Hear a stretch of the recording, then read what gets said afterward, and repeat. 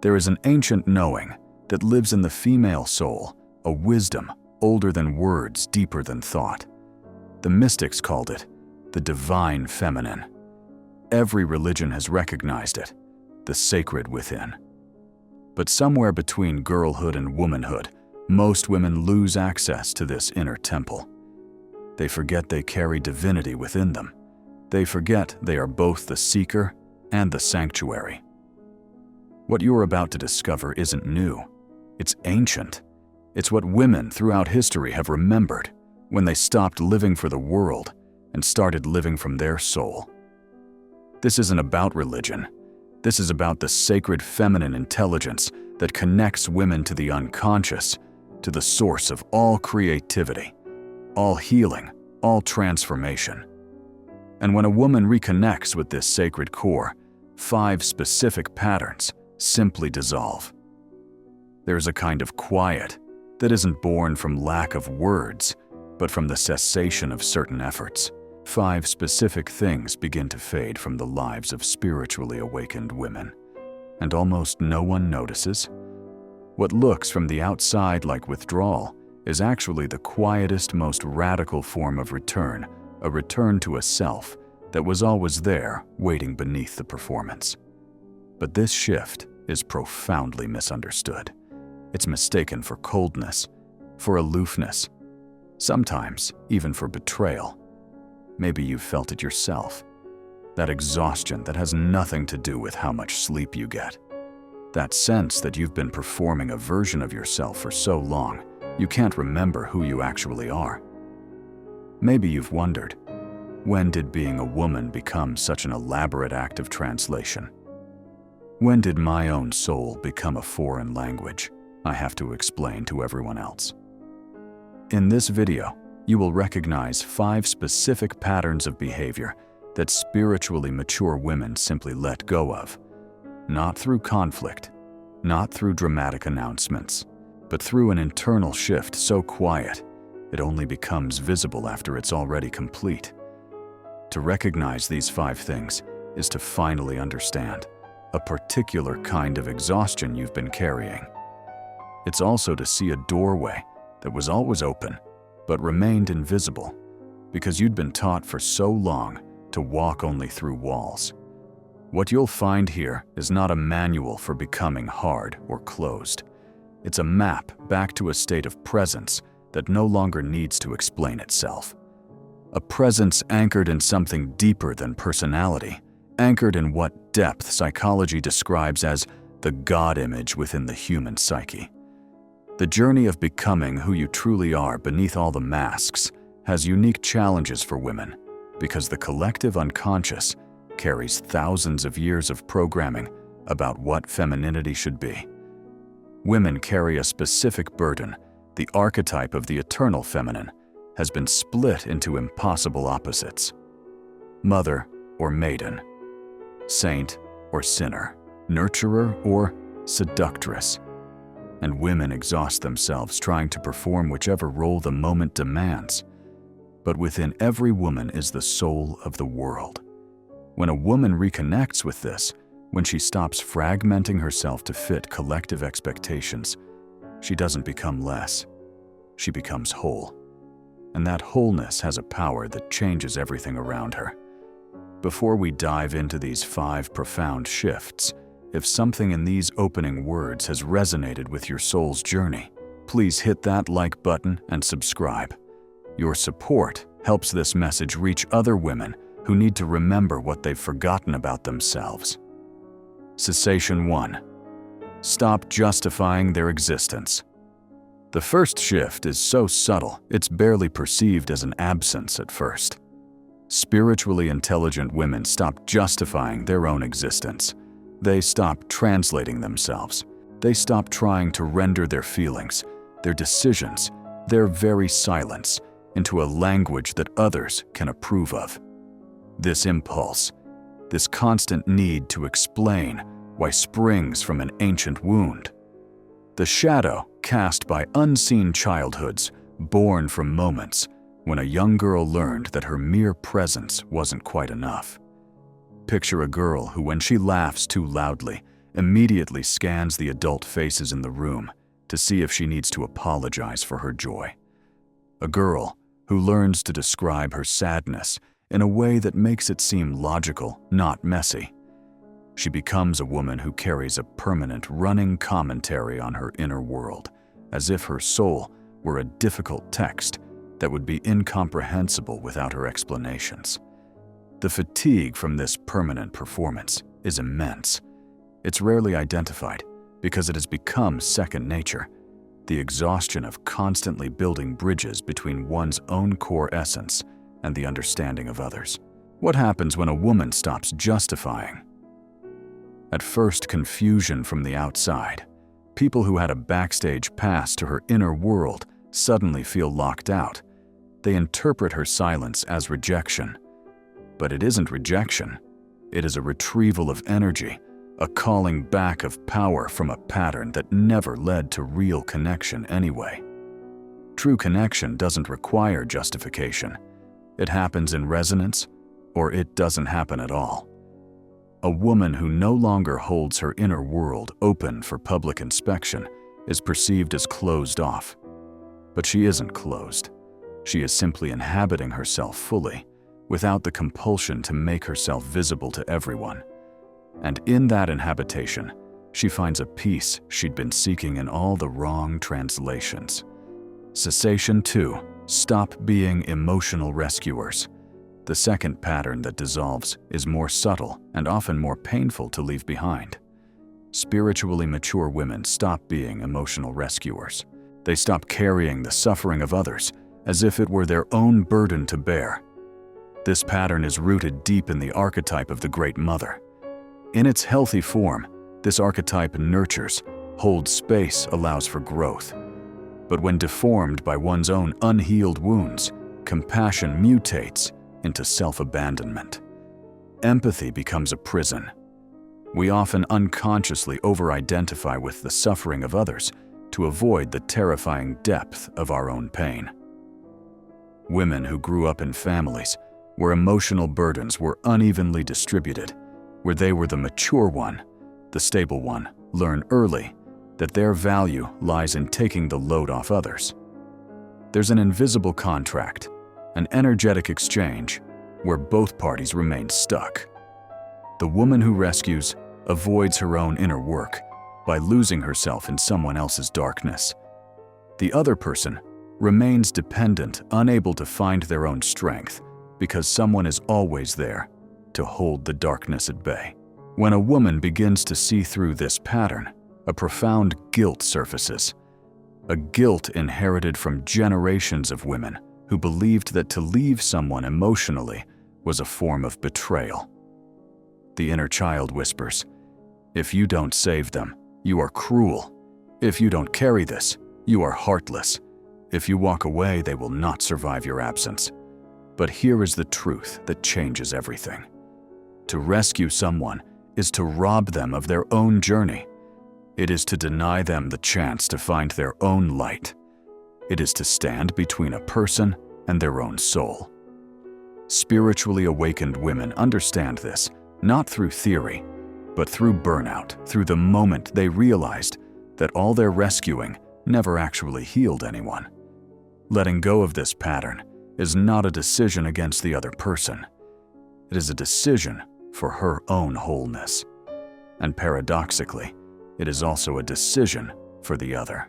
There is a solitude that is necessary for maturation, a solitude born not of lack, but of fullness. In this solitude, the woman finds herself.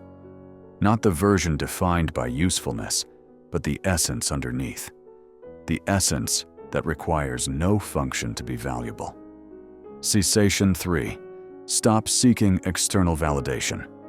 The third pattern that spiritually intelligent women leave behind is perhaps the most tenacious. They stop seeking recognition from the outside. They stop validating their existence through the mirror of others. They stop waiting for someone to finally see them for who they truly are and tell them you are enough. This pattern is rooted in what depth psychology calls the missing reflection in childhood. When a girl grows up without her essence being truly seen, without someone looking at her, and reflecting back. I see you, and you are magnificent exactly as you are. A hole forms, a void that feels like being invisible. Women with this wound spend their lives searching for that mirror. They look for it in partners, in friends, in bosses, sometimes even in their own children. But no matter how much external praise comes, it never truly fills the void. Because the void wasn't created by external glances, it was created by the absence of an internal mirror, by the fact that the woman learned to see herself only through foreign eyes. This pattern shows up in subtle ways, dressing for perception rather than pleasure-shaping opinions for acceptance, performing life for an imagined audience. The social mask becomes sewn so tightly to the skin that the woman forgets there is a real face underneath. When this woman begins to awaken, a moment of profound disillusionment arrives. She recognizes that she has spent her entire life shaping, bending, translating herself, and all these efforts never led to true visibility. The people she wanted approval from were often not even capable of seeing her, or the approval, when it came, felt empty, because it wasn't for her true self, it was for the mask. The moment a woman stops seeking external validation, it can feel like a collapse. The entire structure that organized her life begins to crumble. Who am I if I'm no longer pleasing? Who am I if I'm no longer impressive? Who am I if no one is clapping? Spiritually mature women undergo this symbolic death. The good girl dies. The perfect partner dies. The selfless friend dies. What remains is a silence in which, for the first time, a question can be asked. Who am I really when nobody is looking? And slowly, very slowly, an answer begins to emerge.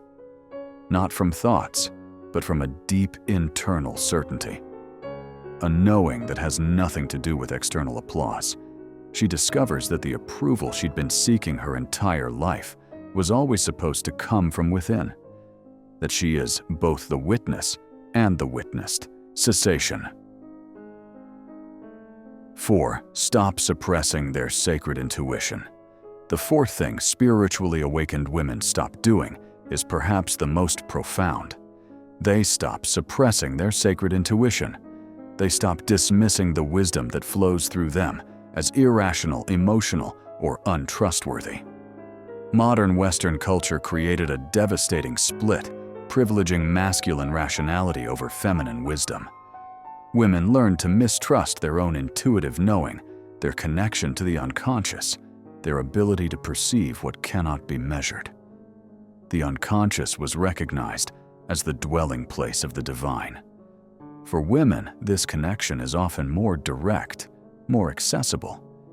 But centuries of cultural conditioning taught women to silence this inner voice in favor of external logic.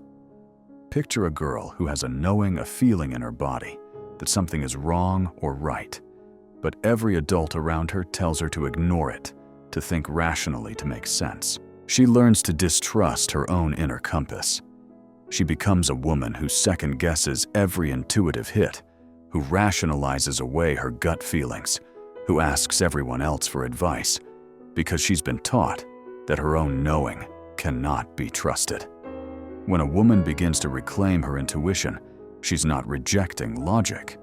She's integrating a form of intelligence that our culture has dismissed. True wisdom requires both masculine and feminine principles, working in harmony. Dreams, synchronicities, body sensations, sudden knowings. These aren't random. They're the language of the self trying to guide her. Every mystical tradition recognizes this. Women have historically been priestesses, oracles, shamans, because they carry a natural capacity to access the numinous, the experience of the divine. When a woman stops suppressing her intuition, she's not just trusting herself. She's opening to something larger. She's remembering that she is a vessel for wisdom that doesn't come from her ego, but flows through her from the source of all knowing.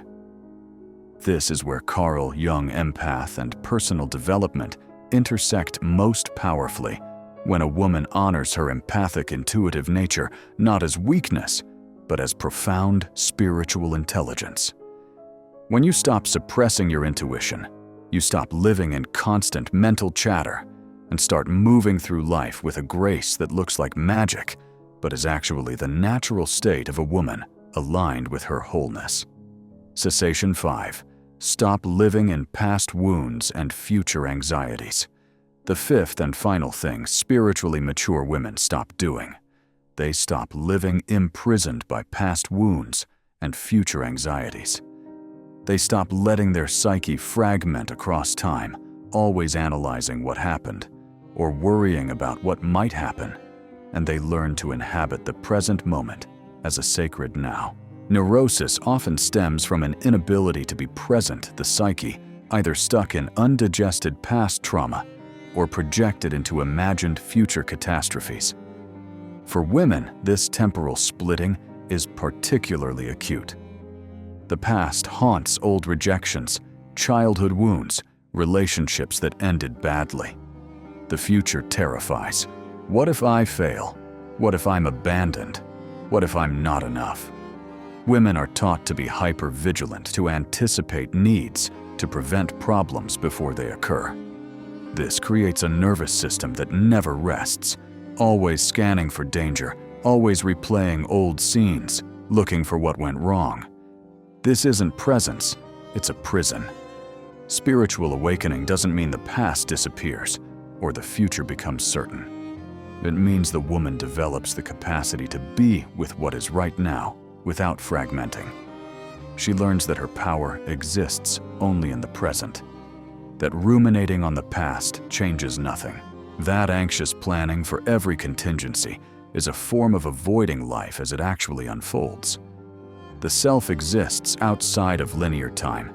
It holds past, present, and future simultaneously. When a woman connects with herself, she gains access to a kind of timeless wisdom. She can learn from the past without being imprisoned by it. She can prepare for the future without being consumed by it. She lives in what mystics call the eternal, now the only moment where life actually happens. When a woman stops living in time travel and returns to presence, her entire nervous system shifts. She becomes more responsive than reactive, more creative than controlled, more alive. This is where freedom actually lives, not in some future moment when everything is finally perfect, but right here, right now, in whatever this moment contains. The awakened woman knows this, and so she breathes, she feels, she exists, and that is enough. What happens in the psyche when these 5 patterns cease to operate? At first, a vacuum is created, a space that feels empty because it's no longer filled with the familiar frantic motions. Women who enter this space often report disorientation, as if they're suddenly living in a country without a map. But this void is not barren. It is the fertile ground from which the true self can finally grow. In depth psychology, this is understood as a necessary negation. The stopping is not passive, it is an active retrieval of energy from unconscious automatic behaviors. Every time a woman feels the impulse to justify herself and instead holds her own silence, a small revolution occurs. Every time she feels the pull to rescue and instead stays anchored, an ancient cycle breaks. There are inner signs that accompany this transformation. The first is a silence that is different from emptiness. It is an inhabited silence, a presence that doesn't need to be proven through external activity. Women who reach this quiet often appear calmer, maybe even more reserved. But inwardly, the opposite is true. They are more with themselves than ever before. The second sign is a natural reduction of the social circle. Spiritually mature women don't consciously push anyone away. They don't make announcements. But people with whom there is no real resonance simply fall away. What remains are fewer but deeper connections, bonds, based not on function, but on true soul-level resonance. The third sign is refined perception. When a woman stops the 5 patterns, an inner space is freed. In this space, a new form of seeing develops. She senses more accurately who resonates with her essence and who just needs her function. She recognizes dysfunctional dynamics faster. She sees through projections more clearly, a critical point distinguishing between chosen solitude and feared abandonment.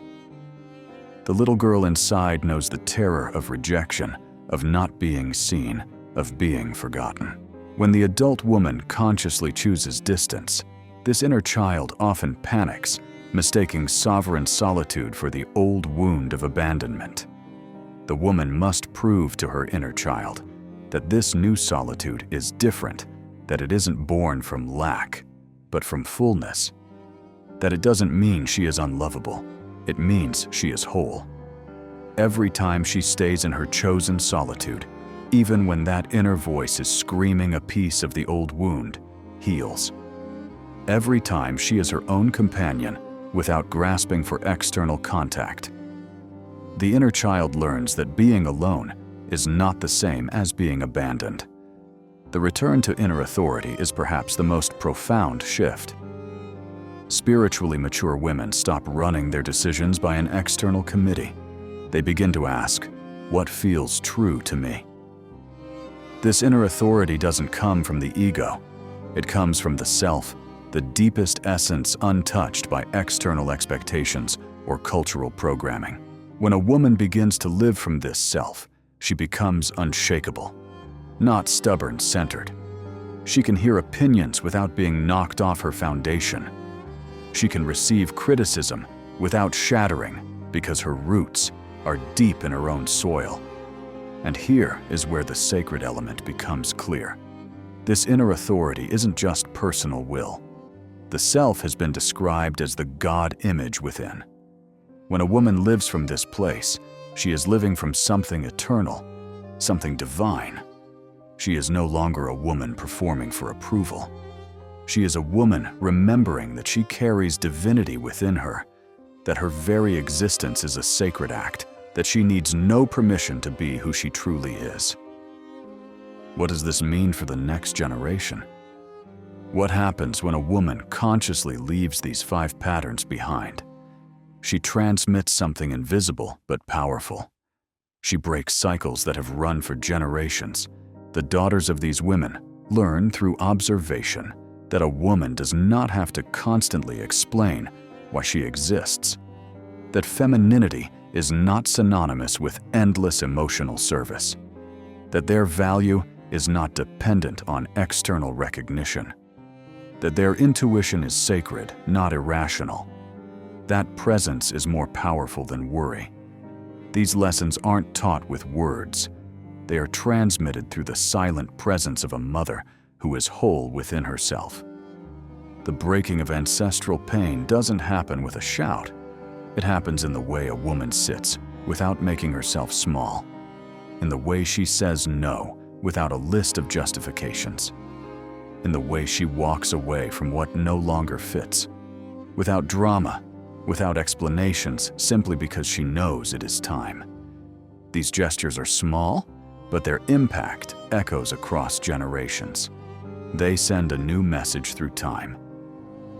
It is possible to be a whole woman without sacrificing yourself. The mystery of full presence is that it requires no witnesses. Spiritually intelligent women are no longer living for applause. They live because life flows through them, and they are no longer standing in its way. Other women feel it when they are near them.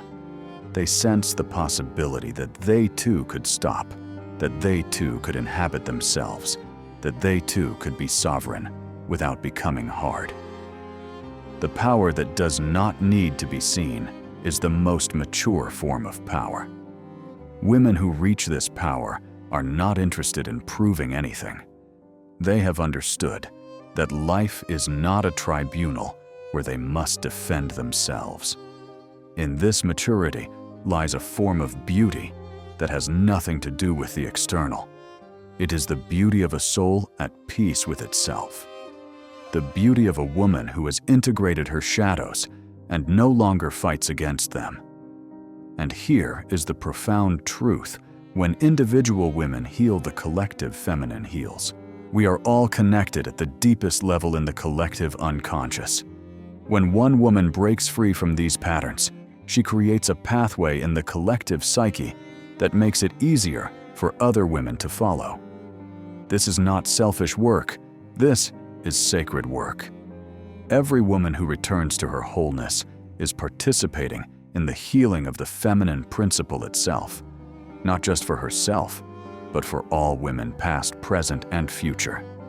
You are not just healing yourself, you are healing your lineage. You are creating a new template for what it means to be a woman, whole, present, sovereign, and divinely connected. What you have heard in this video are not instructions for action. They are descriptions of a process that may have already begun in you. If you recognize yourself in these words, if something in you resonates, then you are already on the way. The path back to yourself is not a straight line. It is winding sometimes, confusing, often lonely, but it is the only path that truly leads to you. The question is not whether you have the strength to leave these 5 patterns behind. The question is, are you ready to become the woman you are without them? A woman who does not explain, but exists. A woman who does not rescue, but accompanies. A woman who is not sought by the outside, but has been found from within. A woman who trusts her sacred intuition as divine guidance. A woman who inhabits the present moment as her home. This woman is not waiting for you to create her. She has always been there beneath the layers of conditioning, under the masks of adaptation. She is waiting for you to finally stop doing all the things that cover her up. When you stop these 5 patterns, you don't lose anything real. You lose only what was never truly yours. The exhaustion, the performance, the fragmentation. What you gain is everything. Your energy, your presence, your sovereignty, your connection to the divine feminine within you. Your life lived from the inside out rather than the outside in. The journey of becoming who you truly are is a spiritual process. It is the soul's journey home to itself. And for women, this journey has a particular beauty because it means reclaiming not just personal wholeness, but reconnecting with the sacred feminine principle that religions have honored for millennia. You are not seeking God in some distant heaven. You are remembering that you carry the divine within you, that your intuition is sacred wisdom, that your presence is holy, that your very being is a temple. This is where Carl Jung, empath, and personal development come together most powerfully, when a woman recognizes that her empathic nature, her intuitive gifts, and her journey toward wholeness